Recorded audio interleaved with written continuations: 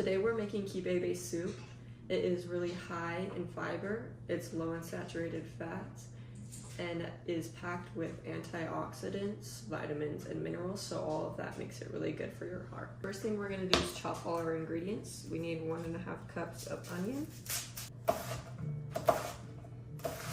just over 1.5 cups of onion, 1.5 cups of diced tomato. Added our 1.5 cups of diced tomato to the bowl.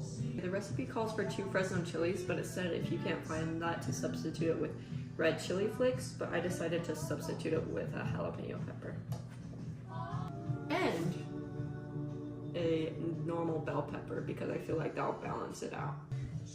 Okay, so I chopped up the jalapeno and the bell pepper and added those in. Okay, the next thing we need to do is cube the butternut squash.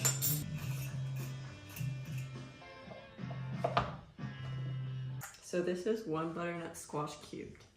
You'll need 2 cloves of garlic.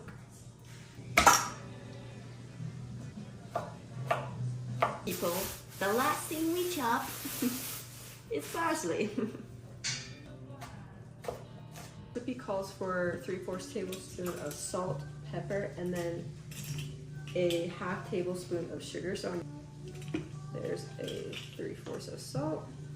Eyeball it to look about the same amount as the salt. A 1/2 teaspoon of sugar.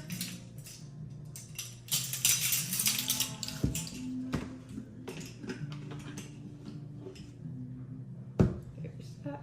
And those are our seasonings. He also calls for 8 cups of low sodium vegetable broth, so it's just 2 of these.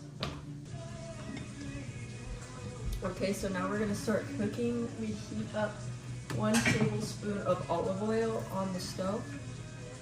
And then once that's heated up, we add in our peppers, tomatoes, onions, and garlic. We're gonna saute these vegetables for 15 minutes, stirring frequently. Once it's been simmering for 15 minutes, we're gonna add our butternut squash. We're gonna add our 8 cups of stock.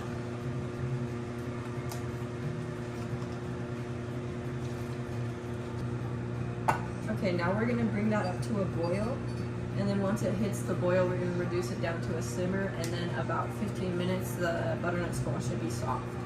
Okay, so after 15 minutes, the butternut squash is softened, and then we're gonna transfer it over to the blender in batches and blend it.